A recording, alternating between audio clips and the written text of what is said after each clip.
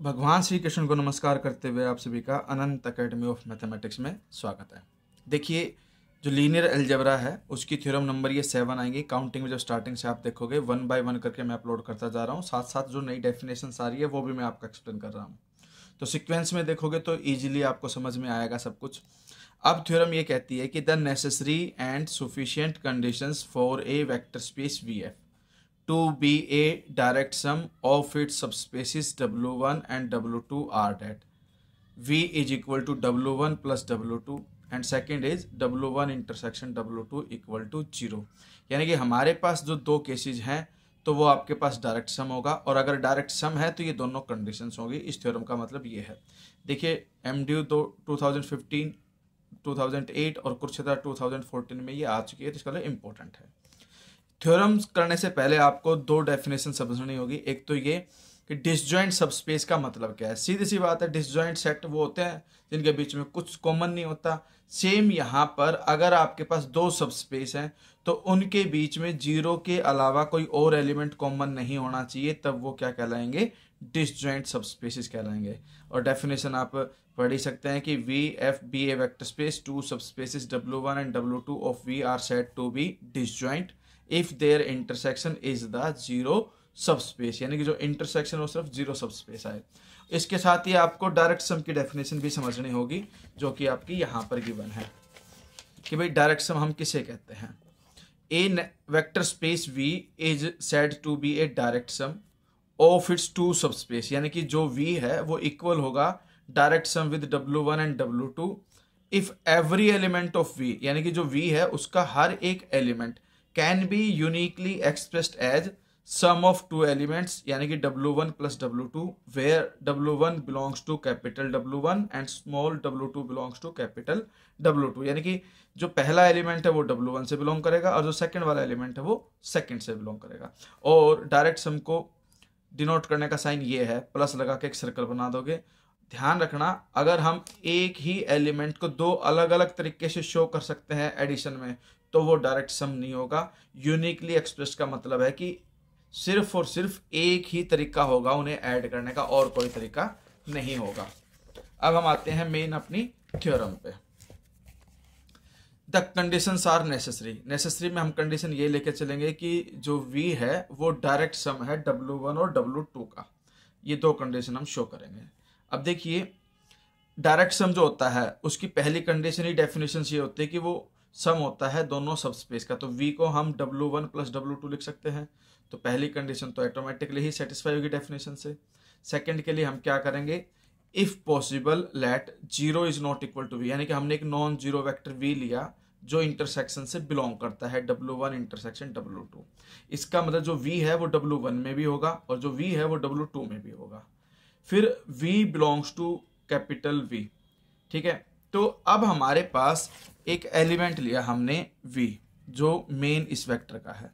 अब V को मैं लिख सकता हूं V प्लस 0, जहां पर V बिलोंग कर जाएगा W1 and 0 belongs to W2। यानी कि इस V को मैं ऐसे भी लिख सकता हूं और इसी V को मैं ऐसे भी लिख सकता हूं, जहां पर 0 बिलोंग करेगा W1 से एंड V बिलोंग करेगा W2 से। तो देखिए, W1 प्लस W2 का एडिशन इस तरह से लिख सकते हैं और W1 और W2 का एडिशन इस तरह से भी लिखा जाता है। तो एक ही V को दो अलग अलग तरीकों से एडिशन करके दिखाया गया है।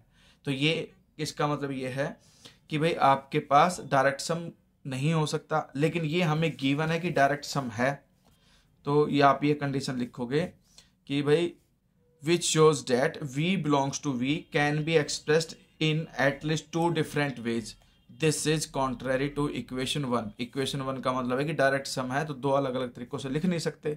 इसका मतलब जो हमने V को नॉन जीरो माना था वो हमने गलत माना था। कॉन्ट्राडिक्शन वहां आ गई कि जो हमने इसको नॉन जीरो माना था, इसका मतलब V किसके इक्वल होगा? जीरो के इक्वल होगा। और V अगर जीरो के इक्वल है और वो किससे बिलोंग करता है? इंटरसेक्शन से। तो इसीलिए जो इंटरसेक्शन के अंदर एलिमेंट आएगा वो जीरो के साथ आएगा। ठीक है, तो hence only vector which is common to both W1 and W2 is zero. अब आती है कि कंडीशंस आर सफिशिएंट। सफिशिएंट के लिए पहले V को मानो W1 प्लस W2 और इंटरसेक्शन जीरो ही है। हमें सिर्फ डायरेक्ट सम शो करना है। उसके लिए देखिए क्या करेंगे। Equation 3 implies that each element V belongs to capital V can be expressed as sum of an element of W1 and element of W2। यानी कि जो V है इसका एलिमेंट दोनों के एलिमेंट के सम के इक्वल रिप्रेजेंट किया जा सकता है। तो हमने क्या किया, U मान लिया कि भाई V shall now show that this expression is unique, ठीक है, if possible V is equal to W1 plus W2 where W1 belongs to capital W1 and W2 belongs to capital W2। एक तो ये तरीका हो गया, इसको आप इस तरह से समझिए कि भाई देखिए एक V है उसको मैं लिख सकता हूँ W1 प्लस W2, जहाँ पर ये W1 तो बिलोंग करेगा कैपिटल W1 से और जो W2 है वो बिलोंग करेगा कैपिटल W2 से।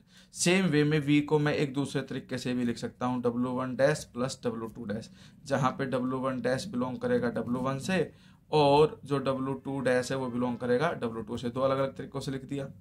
अब हमारे पास दोनों ही इक्वल टू क्या है V, तो इसका मतलब W1 प्लस W2 इक्वल होगा W1 dash plus W2 dash के। यहाँ से कंडीशन ये आ गई W1 माइनस W1 डैश एक ब्रैकेट में कर दिया और W2 माइनस W2 जो है दूसरे ब्रैकेट में कर दिया और इक्वल टू में क्या आ गया आपके पास 0 बच गया। या आप इन दोनों को अभी इक्वली रहने देते हैं, हम इसको एक काम करते हैं इस फॉर्म में लिख देते हैं कि W1 minus W1 dash is equal to W2 dash minus W2, ठीक है। यानी कि W1 को लेफ्ट में ले आया और W2 को मैं राइट में लेकर के चला गया। अब हमारे पास W1 और W1 डैश दोनों के दोनों किसके एलिमेंट है, W1 के। W1 एक सब स्पेस है तो इसका मतलब W1 माइनस W1 डैश भी किससे बिलोंग करेगा, W1 से करेगा। सेम वे में W2 और W2 डैश दोनों के दोनों कैपिटल W2 से बिलोंग करते हैं। W2 भी एक सब स्पेस है तो इसका मतलब विच इम्प्लॉयज करके आप लिख सकते हो W2 डैश माइनस W2 किससे बिलोंग करेगा, W2 से, क्योंकि हमें इस तरह की फॉर्मेशन चाहिए। एक में W1 माइनस W1 डैश है जबकि सेकंड में W2 डैश पहले है, इसलिए हमने W2 डैश को पहले लिखा।